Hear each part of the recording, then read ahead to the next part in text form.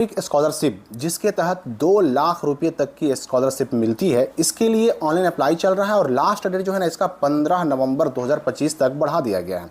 लेकिन एक सवाल जो बच्चों का बड़ा आता है हमारे पास कि बहुत सारे बच्चे ऐसे भी हैं कि जो एनएसपी का भी स्कॉलरशिप भर चुके हैं या किसी अन्य तरह का स्कॉलरशिप का भी फॉर्म भरे हैं और उनको मिल भी रहा है पैसा, ठीक है, नहीं मिल रहा, अगर फॉर्म ही भरा है तो क्या ये पीएमएस यानी पोस्ट मैट्रिक स्कॉलरशिप का लाभ ले सकते हैं कि नहीं ले सकते हैं, ये बातें मैं स्पष्ट करने वाला हूँ। और किस क्लास के किस कोर्स के बच्चों को कितना पैसा मिलेगा, पैसा मिलने के लिए क्या क्या होना ज़रूरी है, ये सारी बातें भी हम करेंगे। क्योंकि पोस्ट मैट्रिक स्कॉलरशिप में पैसा तो अच्छा खासा मिलता है, पैसा मिलता अच्छा खासा है, लेकिन कुछ गलतियां ऐसी हैं जो बच्चे करते हैं जिसकी वजह से उनको पीएमएस का पोस्ट मैट्रिक स्कॉलरशिप का लाभ नहीं मिल पाता है।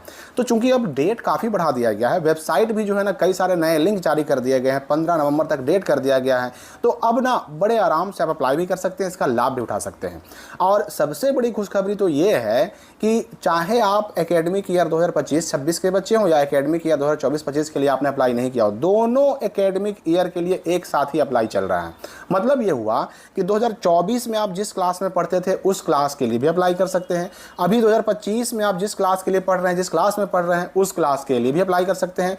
एक साथ आप दो फॉर्म भर सकते हैं एक ही पोर्टल पर, एक आप एकेडमिक ईयर 24-25 के लिए भर सकते हैं और एक एकेडमिक ईयर 2025-26 के लिए भी भर सकते हैं, और दोनों के लिए आपको अलग अलग पैसा मिलेगा। क्योंकि ये पिछला एकेडमिक ईयर है जिसका अप्लाई नहीं हो पाया था, जिसका अप्लाई नहीं हो पाने की वजह से बच्चों को लाभ नहीं मिल पाया था, और ये वर्तमान एकेडमिक ईयर 25-26 है जिसका अप्लाई फिर से शुरू कर दिया गया। तो मतलब ये हुआ कि आपको एक मौका मिला है पिछला और वर्तमान दोनों एकेडमिक ईयर का फ़ायदा उठाने का, अप्लाई करने का।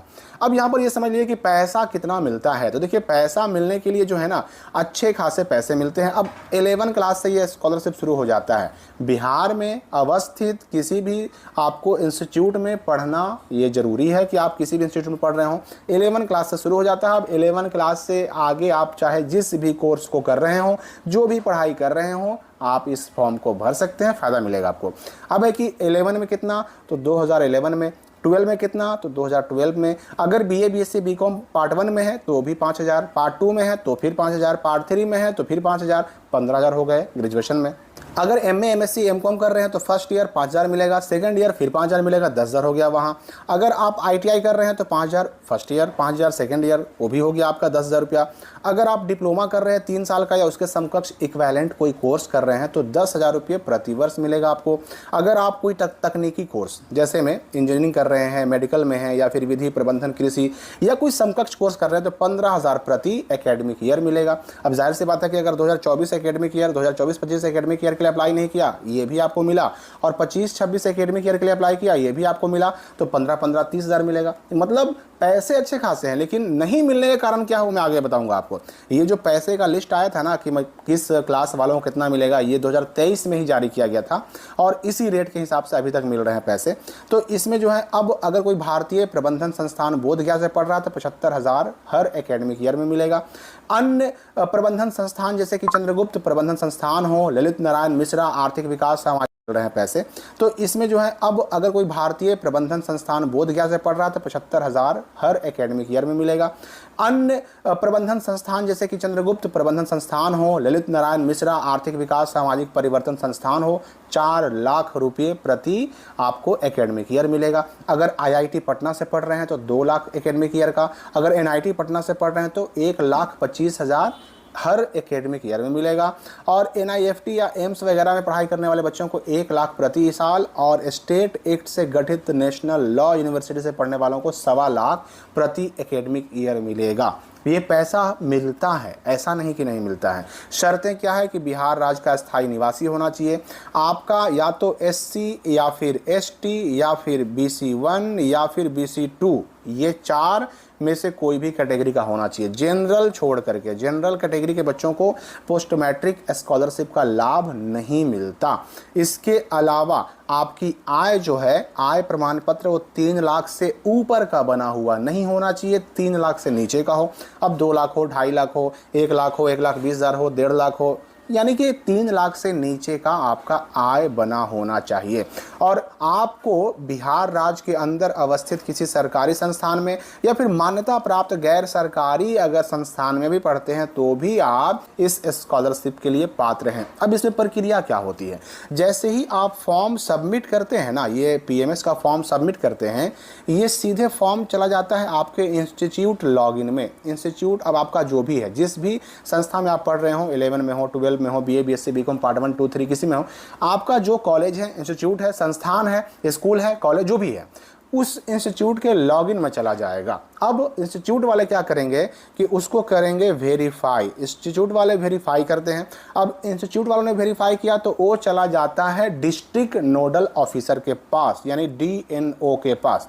इंस्टीट्यूट वाले जो नोडल ऑफिसर होते हैं उनको आईएनओ कहा जाता है, इंस्टीट्यूट नोडल ऑफिसर। तो यहाँ से वेरीफाई हो गया, चला गया कहाँ, अब डीएनओ के पास, डिस्ट्रिक्ट नोडल ऑफिसर के पास। अब डीएनओ क्या करते हैं कि डीएनओ जो है ना, फिजिकल वेरिफिकेशन करवाते हैं, एक टीम बनाते हैं और टीम को हर इंस्टीट्यूट में भेजा जाता है। क्योंकि एक तरफ आपने पीएमएस का ऑनलाइन फॉर्म भर करके फाइनल सबमिट किया ऑनलाइन, उसका प्रिंट आउट निकाल करके आपको अपने संस्थान में, अपने स्कूल में, कॉलेज में, यूनिवर्सिटी में जमा भी करना होता है। तो फिजिकल वेरिफिकेशन के लिए डीएनओ यानी डिस्ट्रिक्ट नोडल ऑफिसर भेजते हैं एक टीम को आपके स्कूल में, आपके कॉलेज में, जहाँ भी आप पढ़ते हैं, और आपके सारे डॉक्यूमेंट भी ये फिजिकल टीम वाले चेक करते हैं। फिजिकल टीम वाले चेक कर दिया, उन्होंने ओके कर दिया। अब जो है इनके ओके करने के बाद जो डीएनओ है यानी डिस्ट्रिक्ट नोडल ऑफिसर, ये भी ओके कर देते हैं, वेरीफाई कर देते हैं। अब जब ये वेरीफाई कर देते हैं तो ये आपका फॉर्म चला गया एसएनओ के पास, स्टेट नोडल ऑफिसर के पास, ठीक है। अब स्टेट नोडल ऑफिसर ने जब इसको ओके कर दिया, वेरीफाई कर दिया, तो आपका पेमेंट भेजने की प्रक्रिया शुरू कर दी जाती है। अब यहाँ पर जो मोस्ट इंपॉर्टेंट सवाल कि अगर किसी बच्चे ने एनएसपी का भी फॉर्म भरा है और ये पीएमएस का भी फॉर्म भर रहा है तो क्या दोनों का लाभ मिलेगा?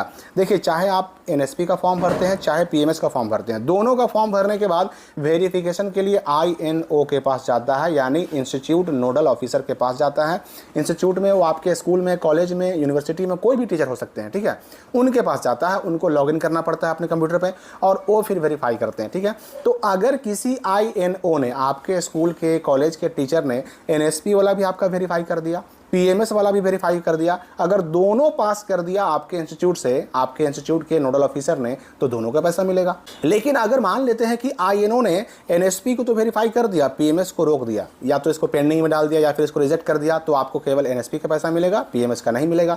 लेकिन ठीक इसके उलट, अगर आपके इंस्टीट्यूट वाले ने, आईएनओ ने अगर पीएमएस को वेरीफाई कर दिया, एनएसपी को कैंसिल कर दिया, तो आपको केवल पीएमएस का फायदा मिलेगा, इसका स्कॉलरशिप मिलेगा। एनएसपी वाला जो है या तो पेंडिंग रह जाएगा या फिर ये कैंसिल यानी रद्द कर दिया जाएगा। मतलब ये डिपेंड करता है आईएनओ पर। आईएनओ ने वेरीफाई कर दिया, फॉरवर्ड कर दिया, एक्सेप्ट कर लिया, तो समझिए कि आपको दोनों का फायदा मिलेगा, नहीं तो आपको किसी एक का ही फायदा मिलेगा। सारी चीजें डिपेंड करती है आईएनओ पर। अगर आईएनओ ने किसी का वेरीफाई नहीं किया, ना एनएसपी का ना पीएमएस का, तो आपका आवेदन, आपका फॉर्म भरा हुआ वहीं पर रुका का रुका रह जाएगा, आगे आपको पैसा मिलेगा ही नहीं।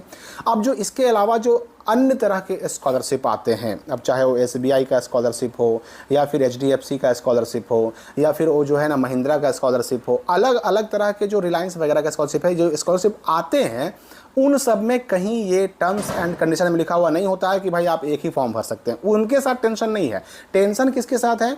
तो पीएमएस और एनएसपी के साथ टेंशन है, क्योंकि ओटीआर अब इसमें भी लग रहा है, मतलब पीएमएस में भी लग रहा है, और ओटीआर तो भाई एनएसपी में पहले से ही लगता था। और ओटीआर जारी कौन करता है? तो एनएसपी ही जारी करता है। तो एक ओटीआर से 2 फॉर्म भराएगा तो जाहिर सी बात है पकड़ में आ जाएगा कि एक बच्चे ने दोनों फॉर्म भरा है। तो ये डिपेंड करता है आपके आईएनओ पर। इन दोनों में से दोनों का वेरीफाई कर दें कि किसी एक को रोक दें, ये आप अब समझ गए होंगे मेरे ख्याल से बेहतर। तो लिंक वगैरह सब कुछ डिस्क्रिप्शन में, कमेंट में दिए।